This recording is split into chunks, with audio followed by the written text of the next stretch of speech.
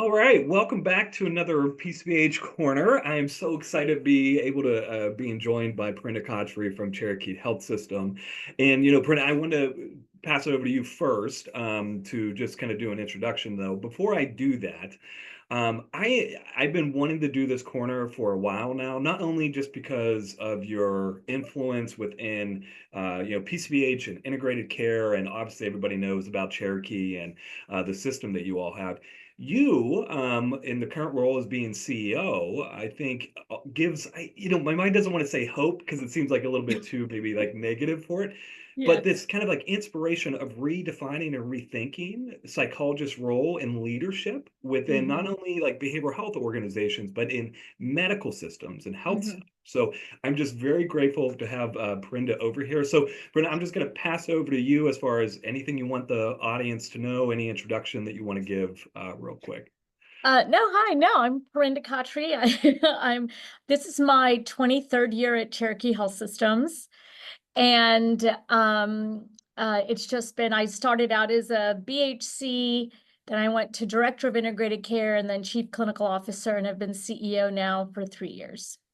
3 years, and what a time, obviously, to be leading health centers with everything that's going on in our current state. So just gratitude for you. So my first question was actually going to be related to this journey. One of the things I've really have had the privilege of doing, whether it be talking to Kirk or Patty or Jeff Ryder or Chris Hunter, the people that have written the books and the chapters and really led this integration, which obviously you were one of them as well. It's just hearing about people's stories about how they Yeah, got into integrated care and yeah. PCBA and who their mentors were. So anywhere that your mind goes, like looking back on, like, as Yeah. you said, you started as a BHC, there was a lot of development, but what got you into integrated care? Well, I'll tell you, it was interesting because I was going to be a child psychologist doing traditional child therapy.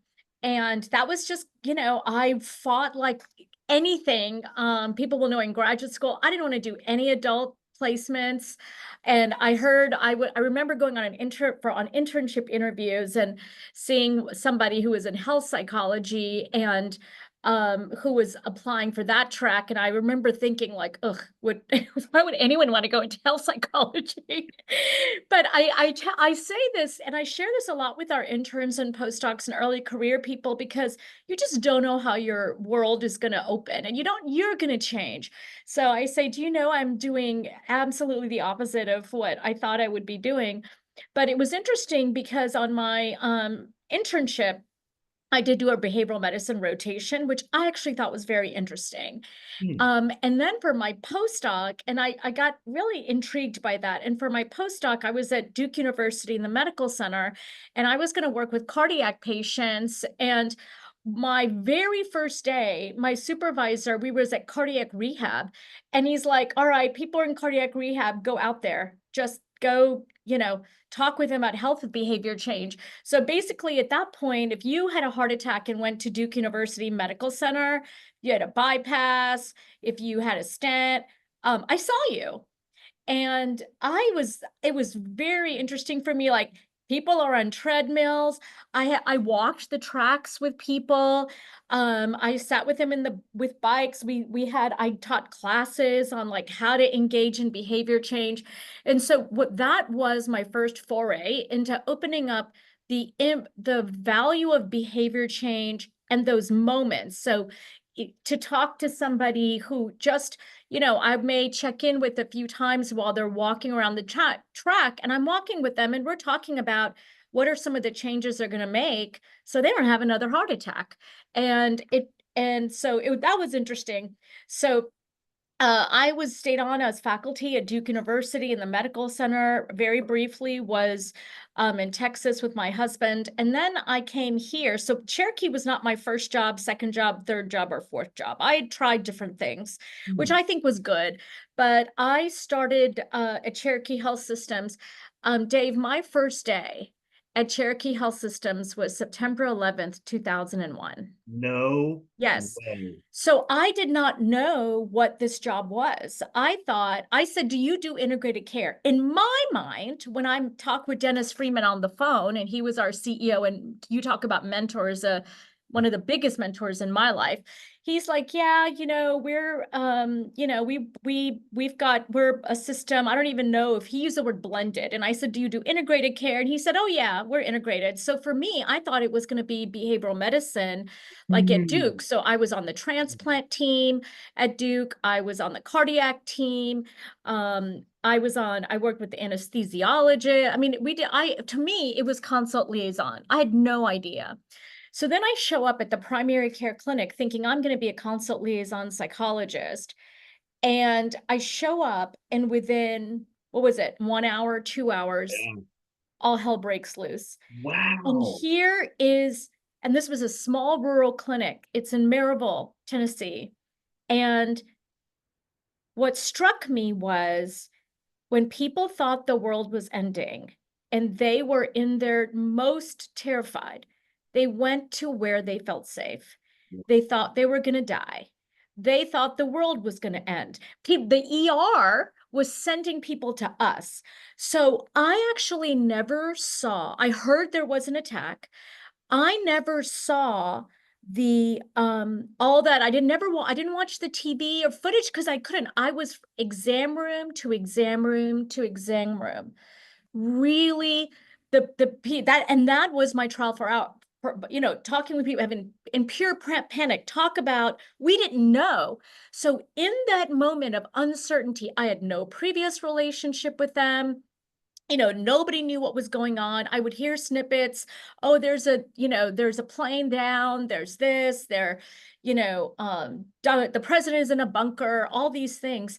But when you are in that zone, and this, when you're in that zone, you're just thinking, what can I do, me and you, in this 7 minutes or 15, 20 minutes, whatever it is, people bringing their babies, you're just sitting there and you are with that person and you're like, how can I experience this with you? What can I give you? Containment, thinking things through, and talk about value-based work. What is important to you? And that, to me, I came home and I saw all that stuff. I saw the news, but what I say to this data is, everyone, never underestimate the power of being part of someone's life as an anchor. Oh, And I oh, extrapolated that to every BHC I supervised, every person I supervised, and I say, never underestimate, you are an anchor. And every one of our BHCs, I say, this is not just about the clinical care you bring to the patients or families. You're an anchor in that clinic. People need to palpably feel when you're not there. And people then weren't surprised. People were like, oh, that's my job too. But that was my first day at Cherokee. So yeah, what a that is so, story, right? I want to keep going because this is so fascinating. And what's interesting is I've seen you talk a couple different times. And one thing I love, and it will be a question that I ask you at the end, the passion that still like radiates through, even as this reflection. I have such gratitude for that because it's inspiring. And I go back to what you were saying even during the fellowship at Duke of trying to take, advantage isn't the right word, just trying to make the most out of moments with people. Like if you have a moment, if you have an Yeah, opportunity, like yeah, do what you can in that. And yeah. it seems like even in that fellowship, that was the same strategy you were doing at Cherokee. Right. This was, so let me just say, back then, this was 1995, 1994, 1995. Back then, there was no book. There was no nothing. I was trained, in my training, I got my PhD at the University of North Carolina, Chapel Hill, which was a tremendous program, amazing program. Can I pause you real quick? Can I pause you? Who's your allegiance to? Are you Oh, definitely Tar Heels, oh, definitely definitely UNC. Torios? Oh Okay. yeah, Okay. please. Okay. That was No, my first. okay. But no, we bleed Tar Heel blue. I mean, you can see for the longest time, when I was director of integrated care, we have a flag system. For the longest time, all of our BHC flags had to be Tar Heel blue. I love that Oh so yeah. I much. was like, that's what we're ordering. And then when I stopped becoming, then when I was no longer integrated care, Suzanne Bailey took over, and I think she made it, UT Orange or something, but I didn't care. For the longest time, that's what it was consistently. So, but that's my allegiance. So yeah, I mean, I think what I learned, I had my first in my training, I was trained that the best clinical interview was 3 hours. This is way Mm, back when you had progress notes and process notes, but you just at that moment you realize I don't have an hour with this person. mm, 30 minutes. And I don't have now you could not do it because of HIPAA and all that. But in those days, you're just sitting there doing that. So I think what it really was this reframing and mm, understanding the power of the function and mm. separating the function from the structure and the paradigm. It was just a shift.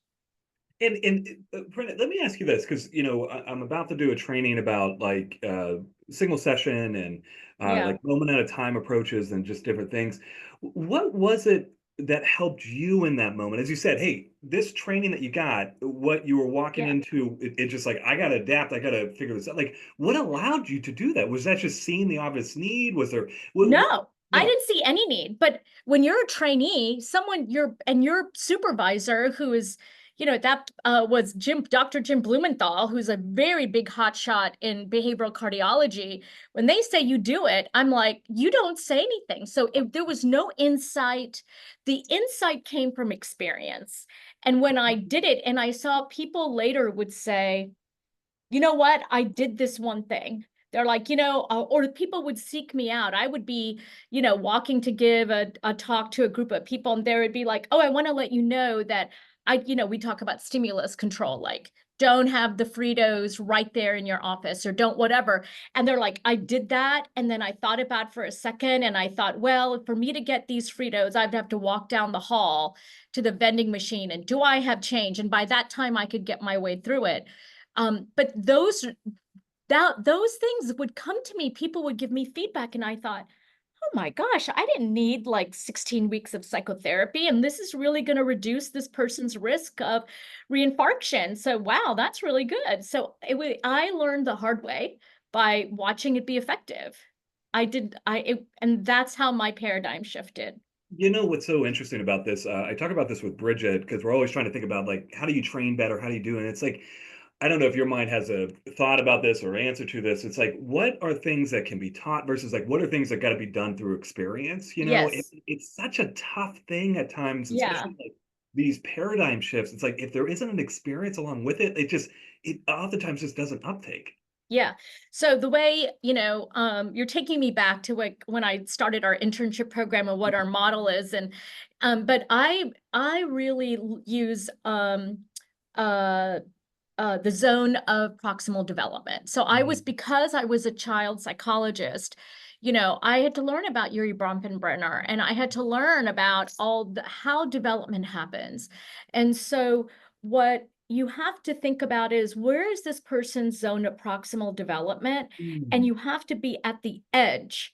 You can't go too much over, because then they won't learn, right? They're mm, not going to learn, but you also can't make it too easy. And so it's really about being graded in complexity.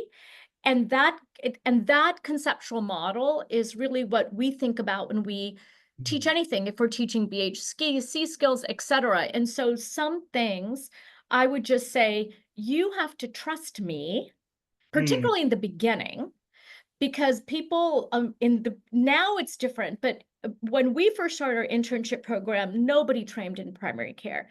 mm, Nobody. There were no we everyone we got was trained in traditional psychotherapy, traditional assessment. It freaked them out that we were asking them to have a working understanding, so they could put some kind of diagnosis after one session, after mm, even one visit. They're like, I need 3 visits to put a diagnosis. And I'm like, no, really, are you going to be doing anything different? mm, mm, Let me know. It's just like, what purpose does it serve? If you're going to engage in behavioral activation or whatever, mm. why do you have to wait for Amen. the Amen. diagnosis? And so in the beginning, a lot of it is, this is just what you have to do, and then let them learn. Now, what happens around with our interns or even our trainees is, about 6 months in, they've done enough where I'm like, I'm going to back off. And now I know I can't just keep telling you Hmm. but you have enough of the infrastructure, kind of the cognitive framework. You have enough that you're learning that, and then we can be a little bit more Socratic. And then we're also giving you a kind of graded complexity. So we're upping the ante. So the Hmm. biggest thing with our BHC interns in particular is how excited they get. Like when they're like, I saw 12. Yeah. You're not going to see 12 in the beginning. You're Yeah, not going damn to do right. that, you know? Right. But that's a fun time, and you can see literally something change. And at that point it's just experience and reflection, insight, thinking through the higher order after that. And that's, I no longer do that training, but I did it for many years. I started our internship program selfishly because we couldn't hire any BHC, so we Damn had to right. train Damn them. right. No doubt. And we Yeah. had to train them, and we still have to train them. But yeah, I mean, that was really the way we've looked So at it. let me ask you this, Prinda. So this is a good segue into just Cherokee as a whole. I mean, so many people that, when you talk to people about integrated care, I don't know what the percentages are, but you will regularly hear it's like, oh, I went to Cherokee and did some Mm. consulting, went through the courses, or, whatever it might be. Like, what do you think it is about Cherokee that makes it unique, that there is this constant like innovation, and not just within the system of Cherokee, but very much Yeah. trying to think like throughout the United States, like how can we influence integrated care Mhm. and the way primary care is delivered? What is that about Cherokee, do you feel? Well, I think it's two things. One is our previous CEO, Dennis Freeman, was um, evangelical about Mm, integrated care. I have a picture of him. I need to find it. I have a picture of him and Kirk Strassel, yeah. and they were at, one of Kirk's. I mean, he had a vineyard. Does he still have his vineyard? He doesn't anymore, Yeah, but I don't think he has it, yeah. but there's a picture of the two of them. He was visiting Kirk, and it's such a great picture because I thought these are two people who did not have to do what they did, Mm, but they basically traveled around the country. And Dennis was at, the offices at HRSA, at SAMHSA. People mm, don't know this, but he was pushing policy. When you look at now health centers, you and Bridget are at a community health center. Right now, you just think, oh yeah, we're at community health centers and we all have to provide behavioral health and this mm, integrated care. That was not there. mm, That was not there. The reason there's so much investment in behavioral health in community health centers is because of Dennis Freeman and Kirk Strassel. I mm. mean, Kirk just went months without seeing his kids, or I'm No sure doubt. he saw his kids, but Dennis would go months. I mean, he was so evangelical, and Dennis did it from the inside, from inside. Kirk was a consultant to the Bureau of Primary Care for a while, and that's how we originally met him. But Dennis he was constantly writing letters and meeting with people. Mm, We had so many officials come. So now the culture at HRSA is, I mean, everything is just like, of course. Then SAMHSA shifted, and they started looking at integration. I watched this happen as I mm, was growing up professionally at Cherokee. So this idea that we are stewards not just of the ooh, patient in front of us, or the our patient panel or the clinic, but we have to we have to have an impact, a collective impact across this country if we know that there is a better way. Now, listen, I have no allegiance to integrated care. I mm, really don't. I tell mm, anyone, if I find another way that is mm. better, I'm there. Well So said. I think a lot of people get so absorbed in certain words or whatever. I'm like, no, the focus here is how do we have a Mm, robust, health outcomes for people. There is no strong healthcare system without a strong primary care system, and you mm, cannot have a strong primary care system without a strong behavioral health mm. component to it. You just can't. Now, if there's something else, like I said, we'll go there. My allegiance is, I always say integration is a means to an end. It's not the end itself. So that's really the first thing. Is I think we had and are at Cherokee very early on, and then they both know Kirk and Patty, and I think there were some people who just pushed so hard.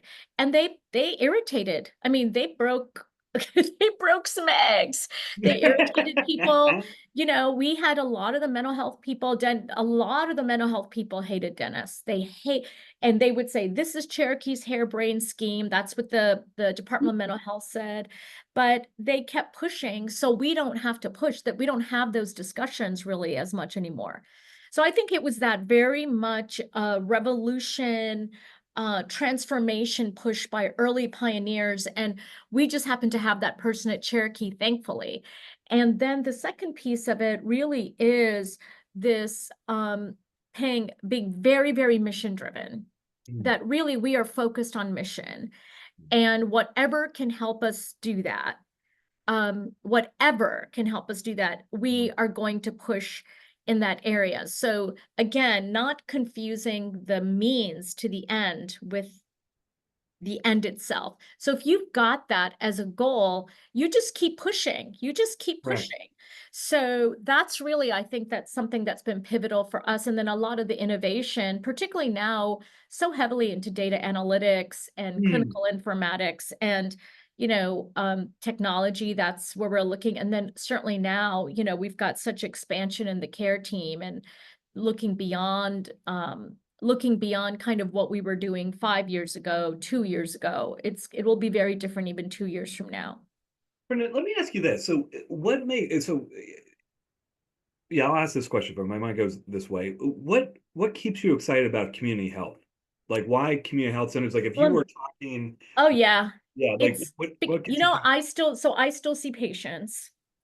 Everybody really? at Again, yeah. can I pause on this? So I was at the University of Arkansas. We were doing some consulting, and I was talking to a CMO that was there, and he was 50% clinical. Mhm. And there was a moment of being like, "Thank you," and we had Yeah. this conversation. It's like, "Thank you for staying clinical." That Oh yeah. gets me freaking hyped that you, Yeah. CEO, is still clinical. That is, oh, Yeah, I can't be 50% because I already work right, 80 hours a week. So, yeah, but I try to put in at least half a day a week, if not.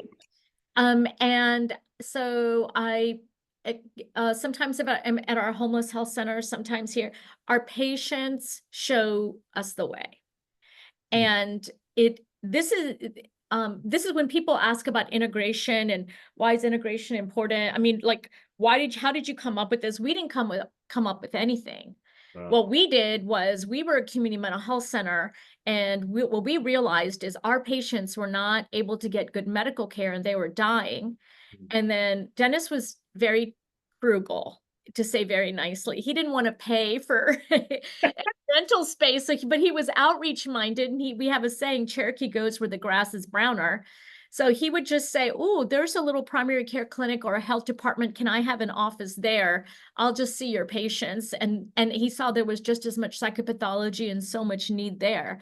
So really it was our patients who showed us, they came to our doorstep as whole people with Mm. all kinds of issues, concerns, strengths, values, everything. And then we realized we had to kind of create a care model that was going to meet those needs. So, that's for me, I see patients, and first of all, it's one of my fun, and everybody at Cherokee Health sees patients if you have a license. If you're able to, so Suzanne Bailey, Wow. Dr. Bailey, she's our COO, she sees patients, and sometimes she'll say, I had the most fun patient, or I had this. So that's what gets me excited. And it is also a driver, because it's also gives me credibility because I don't ask anyone Right. in our system to do something that I don't do myself. Hell yeah. Yeah. And I remember when we used to, now we don't really do that much consulting, because we've moved on to a lot more of, we just don't do as much consulting as we used to. And that's intentional. Part of it is we've got people like you, we've got a ton of people, CFHA, are doing consulting. Before there was no one to do that. So Yeah. that's why we did it. But now if there are other people to do it, we can back off and then we can focus on other things that a lot Mm. of other people aren't doing. So that's really our goal is like, how do we meet the need? But, to have your chief operations officer say, no, I see patients, she sees patients. That's why we do what we do. And I identify all kinds of things in our system that can need improvement, and I'll say, this insurance verification, this person has this insurance and we had them as self-pay. What happened here? But And no, I that's and where I yeah, get it. We have I, the best, isn't patient care like the best thing? and that's the so this is where I'm going to ask you about like the leadership stuff. And and I love what you said about like the fact of you staying in clinic. Not only does it connect to an obvious value of yours and keeps it exciting and passionate and reminds us of our whys and our mission about a health center. I love how you also said like it allows me to make sure I'm not asking people to do things that I Right. wouldn't want to Yeah. do, right? Like it Yeah. very much almost eliminates like a top-down approach naturally Right. because like I'm in Right. here, like I'm Yeah. doing that same shit, that's Yeah. so Yeah. let me ask you this, so again, you're the CEO of Cherokee Health System. For people that are psychologists that are working in integrated care, and it's an interesting thing that's like kind of happening now about, we got a bunch of psychologists that are integrated or, behavioral health. It doesn't have to be psychologists, behavioral health providers that are behaviorally trained providers in primary care. And there's these leadership opportunities that now start to come up. And again, some of it, a lot of it related to behaviorally trained pillars, Hmm. like overseeing behavioral health and stuff. And there's these more opportunities like as chief clinical officer, chief operations officer, chief executive officer. What advice would you give people Yeah. that are behaviorally trained providers within these health systems that might see some of these opportunities, how to go about talking about them, how to embrace those, like, hey, it's a health system, but I'm a psychologist, I can do this work. Where's your mind go there? Well, no, I mean, I think you have to think at a systems level, Hmm. and you have to be able to talk and understand beyond your area of expertise. So when you think about what are the types of thinking, right? There are expert thinkers, there are critical thinkers, and there's some systems thinkers. And we're taught to be expert thinkers, like we have subject knowledge about Hmm. things. And then we're also taught to be critical thinkers, like we can think critically and do program development and do data evaluation. But you have to be able to zoom out and realize that particularly at an organization to be at kind of the C-suite, it's not just about this one service. It is about much broader. And this is the one piece of advice I give everyone is think beyond yourself and Hmm. understand the system and understand what drives the system, understand what supports the system and what the system needs. Because if you're only talking about your service, then people will only Oh. think of you, and then you miss the boat a little bit. So Hmm. when I became chief clinical officer, at that point, so before I was director of integrated care, I just cared about our BHCs. No I was doubt. like, No doubt. BHC, BHC. Right. No. And then when I became chief clinical officer, I had all of our primary care providers, our medical director reported to me, our director of psychiatry, pharmacy, all of that. And what I realized was I couldn't just focus on that. I had to focus on primary care providers themselves or psychiatry, et cetera. And actually, what was even more important was alignment. So in that role, I Hmm. was able to align our different providers and provider types around a goal. And so at that point, I remember it was 10 years ago, but we did not hardly any. We knew we were providing quality care, but we weren't getting these quality Hmm. awards for HRSA.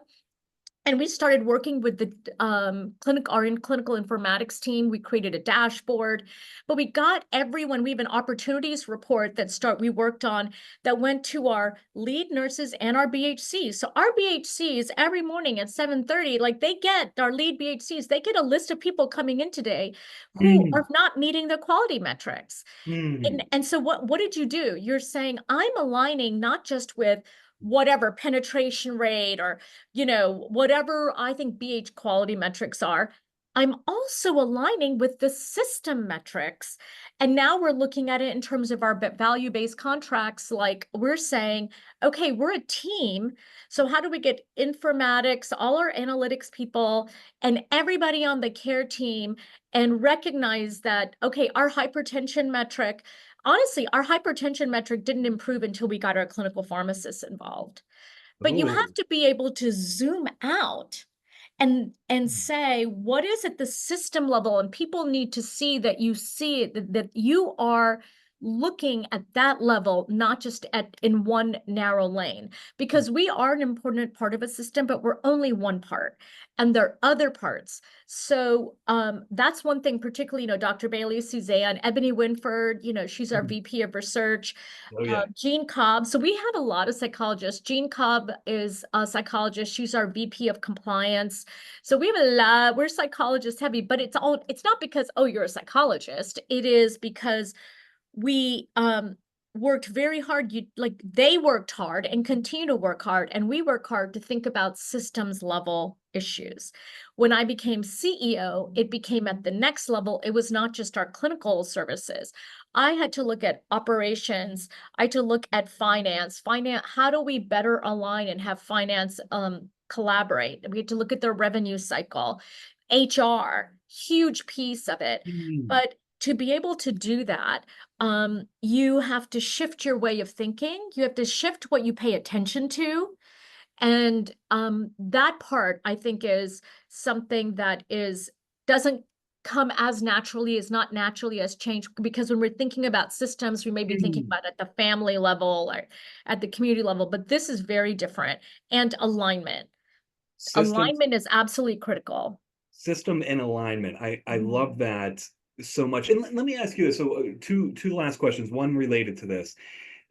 As you kind of rose through and did these different leadership roles and now currently in the CEO, looking back on that, is there any piece of advice? You've said a couple already. Again, make sure it's alignment, make sure take a systems like a broad approach. Any other things when you look back, it's like that was pivotal to help me like adjust to the new roles. That was pivotal as far as like this is what I'd give advice to someone else who was going through that. Like, what is there any other things your minds go to as you're evolving within these leadership, levels to make sure to do this? I mean, I think is truly listening and observing Ooh. what is important, what are the levers with everyone, because I just didn't know. But what happened was, once you listen and learn, you understand the goals and being very clear about what are our overlapping goals. What are Hmm. the because recognize not everybody, if you look at a specific person who's in pharmacy or in HR or a BHC, or even we have an entire continuum of specialty mental health. So we've got Right, right. specialty therapists, we have IPS services, we have day treatment. Not just what's important, but how do I connect the dots? So if you ask anyone at Cherokee, you're like, why are we here? What is our Hmm. purpose? They will say what our mission is and why we are here. And that developing that collective goal and that sense of unity, that constantly, Ooh. relentlessly wake you up at 3 o'clock in the morning. Why are we here? So that, I think, is important, because then people, it's so easy. And this, when you're a BHC, it's so even clinically with someone, people bring to you a lot of stuff, and you have to be able to, one of the skills you have to learn as a BHC is signal noise, signal noise. No How doubt. do I do No that? doubt. So it's just taking that to the not next level, next level, next level. But if you can, even if you're working with someone and you're saying, let's pay attention to this one thing, and Hmm. how do we impact that? Now, in our minds, we know that you're not just impacting sleep. Hmm. That's not what it's about, right? Right. It's about, oh, if you can do this one change, then it has this consent, Ripple. but you have to take time to understand. You don't need a ton of time, but you Hmm. have to understand what drives this person, what is meaningful to them, because if they don't get sleep, they can't do, X, Y, and Z. They have to nap, they're cranky, blah, blah, blah. And so that is, I think, is really important.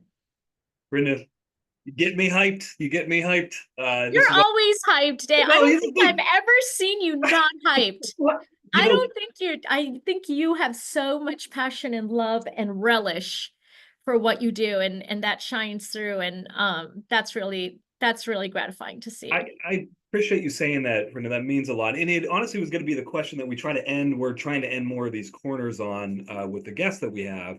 And the question specifically is like, what prompts joy right now for you? What is the things that are just it's still stoking that fire that is like this is joyful, this is purposeful. Like where does your mind go as far as like what's prompting joy for you It's right now? absolutely connection Hmm. to a meaningful mission and connection to um people and connection to mission. And that's something particularly now when there's a lot going on, there is a lot we're navigating, but there's nothing we can't do together. It Hmm. may take a longer. I may have some extra white hairs. And I say, yeah, my schedule of dyeing my hair is going to be, much more frequent. But it's connection. And I think that's something that we as human beings are wired for. And that's something that people, I think, underestimate in the work that we do. Well, how important connection is. Haven't Well, you had an experience where you say something to a patient or you may say something to a resident or provider and you think it's nothing and you're like, I even forgot about that, and they come back and they're like, that stuck with me, like 100. sometimes years later? And the thing that I love with the awareness piece of that is that oftentimes, if we're not intentional on trying to find those moments, like our minds miss them. I Like, know. right? You're paying And attention to the noise and not the correct. signal. Yes. Yes. So I'll end with this, Brenda. I appreciate this connection this morning and just a lot of value and a lot of appreciation. And corny as hell to say, thank you for also leading the way, not only within this like integrated care and working within primary care, working in community health centers, also this leading the way of like an executive of Mm. what leadership can look like. So my gratitude. I'll pass over to you. Any final thoughts? Any No, last things your minds go to? No, I think keep doing to everyone who is in this work. What we are doing is incredibly meaningful. And I know there are days that are hard, and I know that there are a lot of barriers and challenges. But if we just stay very focused on why we're doing what we're doing and look at our lives and say, hey, do I want to spend my day doing this? I think this is a really good way and meaningful way of spending a day. So I don't tell people have a good day. I say have a meaningful day. So I'm telling you, Oh, have a meaningful day. oh, I might steal that. And I'm also to get end on the thing that I love the most. We have a CEO of one of the most well-known CHCs in the country, still sees patients. That's That's right. badass. So I All right. appreciate it, Brenda. Thank you so much for Thank you, Dave. You stopping take by. care. And you Bye. too.